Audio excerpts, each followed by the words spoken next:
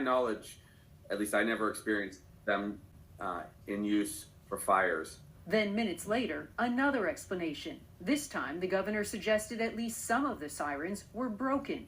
The sirens were essentially immobilized, we believe, by the extreme heat that came through. Some were broken, and we're investigating that. Yet that doesn't all track with the county's own webpage, MauiSirens.com, which clearly states how the siren system is capable of alerting residents to multiple disasters, including wildfires. Emergency alert. And we also found this explainer about the sirens' uses on Hawaii's Emergency Management Agency's webpage. We also use sirens for hurricanes, brush fires, flooding, lava, hazmat conditions, or even a terrorist event. This map, also from the county's page, shows where the warning sirens are located. According to the state, there are about 400 sirens statewide, including 80 on Maui. And in the historic town of Lahaina, where more than 100 people were killed in the flames, there are 5 sirens. 5 sirens that were not used to warn those in grave danger. Instead, officials say they chose to send alerts by text message to cell phones, as well as alerts on landlines and through TV and radio. It is our practice to use the most effective means of... I hope all of you paid close attention to that little clip. And if you didn't, go ahead and rewind the video and watch it again. Because in just a moment, I am about to show you all a little snippet from a press conference that happened earlier today where the Maui emergency chief literally gives nothing but conflicting information that directly conflicts with everything we just heard. And you know, I don't want to accuse this guy of blatantly lying to everyone, but I'll let you all be the judge of that. But what I do know is that all of these officials, they're giving different stories. And they're changing their stories as well. They'll say one thing 1 minute and 5 minutes later, they'll say another thing. They went from saying, oh, there's no emergency sirens in this area to, oh, the emergency sirens must have burned down to, oh, we made the decision not to sound the alarm. I mean, they're changing their stories rapidly.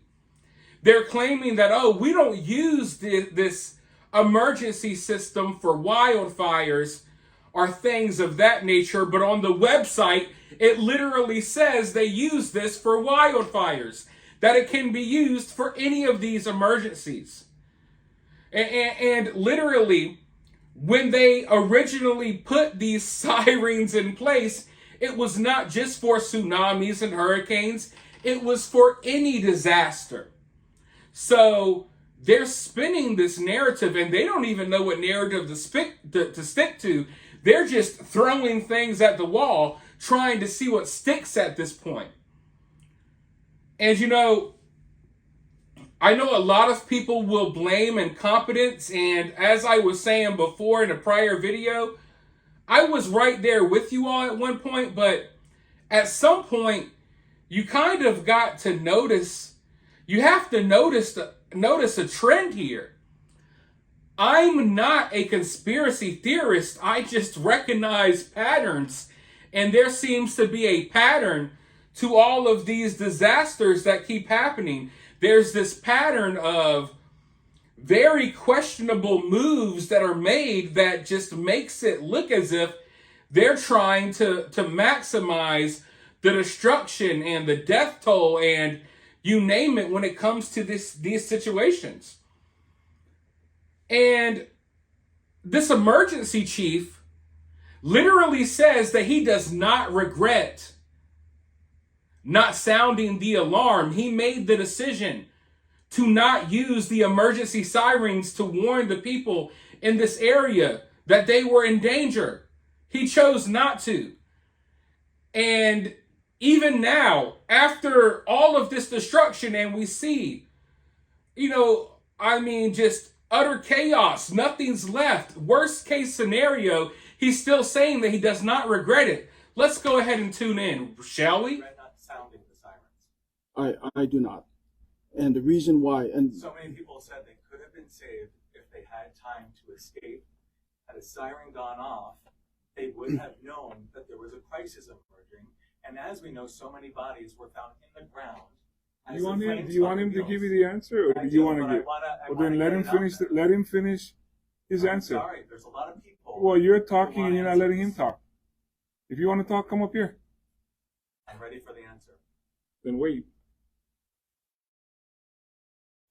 the sirens, as I had mentioned earlier, is used primarily for tsunamis. And that's the reason why many of them are found, almost all of them are found on the coastline.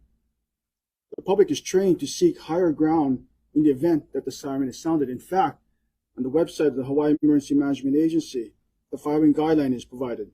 If you are in a low-lying area near the coastline, evacuate to high grounds, inland or vertically to the fourth floor and higher of a concrete building. Alerts may also come in the form of a wireless emergency alert. Had we sounded the siren that night, we're afraid that people would have gone Mauka. And if that was the case, then they would have gone into the fire. And so that is the reason why our protocol has been to use WEA and EAS. By the way, I should also note that there are no sirens Mauka or on the mountainside where the fire was spreading down. So even if we sounded the siren, it would not have saved those people on the mountainside, Mauka. Listen, I'm not going to sit here and pretend like I'm some type of expert when it comes to all of this stuff. I'm not going to sit here and pretend that I know the geography of this area very well. I'm not going to sit here and pretend like I know these neighborhoods and these areas and I know this emergency system in the way that this guy does, this emergency chief. But keep in mind, it's not my job to do this. It's not my job to know the ins and outs of this emergency system. It's not my job to know the geography and the layout of this area. That's his job.